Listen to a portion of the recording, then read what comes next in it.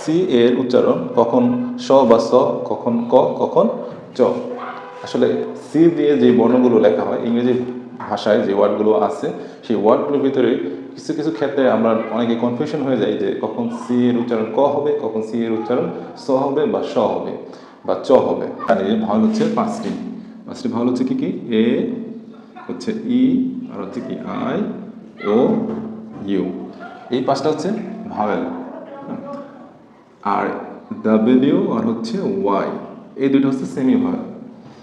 এখানে যখন আমরা সি দিয়ে কোনো শব্দ দেখব, যদি শব্দ কোনো সি দিয়ে যদি কোনো শব্দ দেখি, এখন দেখতে হবে সি এর পরে এই ভাওয়েলগুলোর মধ্যে কোনটি আছে।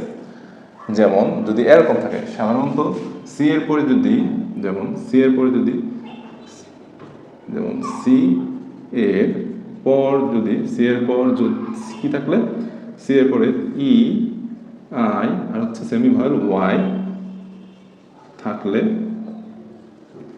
এর উচ্চারণ সি এর উচ্চারণ হবে কি? থাকলে সি এর উচ্চারণ হবে তখন স বা স। যেমন আমরা যদি লিখি, যেমন আমি লিখলাম এখানে সিটি, যেমন CITY সিটি। এই যে সিটি শব্দ, এখানে সি এর পরে কি আছে? এখানে সি এর পরে আই আছে, তাহলে এই যে সি এর উচ্চারণ এখানে কি ক না হয়ে হলো কি স, সিটি স। এখানে এই আই আছে, এখানে আই থাকার কারণে এটা উচ্চারণ হলো কি সিটি। আবার যদি আমরা লিখি এরকম সেন্টার, CENTER সেন্টার, তাহলে এখানে সি এর পর কি আছে? সি এর পর আছে ই। এই সি এর পর ই থাকার কারণে বুঝলাম এটা উচ্চারণ হবে স বা স। তাহলে কি হলো এখানে সেন্টার। এরপরে যদি আবার সি এর পর যদি ওয়াই আসে তখন হবে কি? যেমন আমরা যদি সাইকেল লিখি CYCLE সাইকেল, তাহলে এখানে ওয়াই থাকার কারণে এই ওয়াই থাকার কারণে এখানে হলো কি এটা উচ্চারণ হলো স বা স। তাহলে যদি আমরা বুঝতে পারলাম কি যে EIY এই EIY এই যদি থাকে তাহলে উচ্চারণ হবে স বা স। আর যদি কোনো ওয়ার্ডে সি এর পরে বাকি ভাওয়েলগুলো, যেমন সি এর পর সি এর পরে বাকি ভাওয়েলগুলো কি কি আছে? সে কি এ, ও, ইউ, হ্যাঁ, এবং কনসোনেন্ট, যদি কোনো কনসোনেন্ট আসে, কনসোনেন্ট কি? এই পাঁচটা মধ্যে বাকি সবগুলো কি কনসোনেন্ট। সি এর পর যদি এ ও ইউ আর যদি কনসোনেন্ট সি এর পর যদি এ ও ইউ আর কনসোনেন্ট আসে তাহলে এর উচ্চারণ হবে, তখন সি এর উচ্চারণ হবে ক। তখন সি এর উচ্চারণ হবে কি ক। যেমন আমরা যদি এক্সাম্পল দেখি, যেমন CAT ক্যাট, তারপর COAT coat, CUP cup, CUT cut, আবার CLASS ক্লাস, আবার CRIM কি হবে? Crime, CRIM crime. তাহলে দেখা যাচ্ছে এখানে সি এর পর যদি এ ও ইউ এবং কনসোনেন্ট আসে তাহলে সি এর উচ্চারণ কি হবে? তখন সি এর উচ্চারণ হবে ক।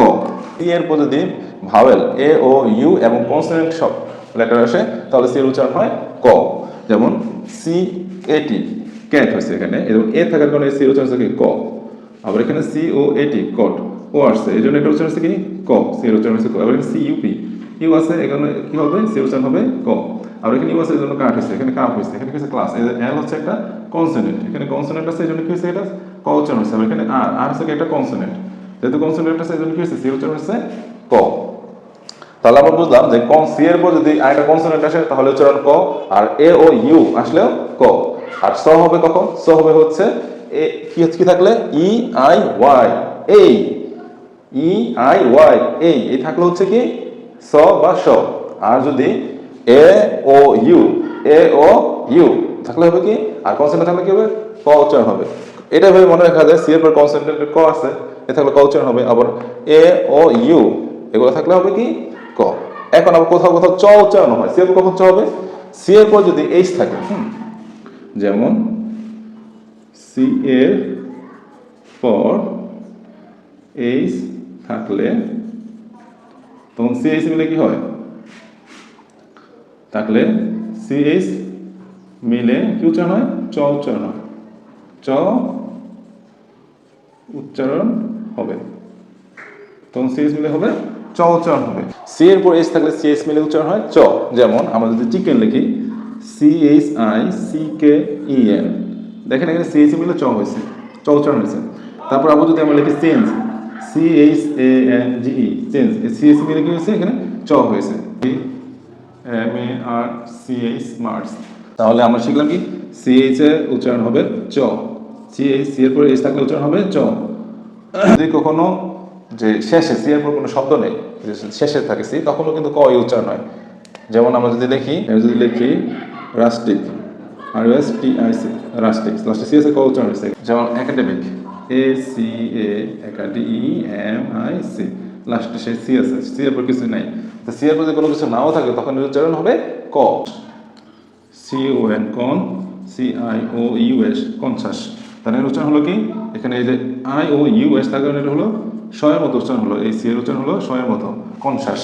প্রিসিয়াস, PRECIOUS, কি হলো প্রিসাস, প্রিসাস এখানে শয়ের মতো উচ্চারণ হয়েছে।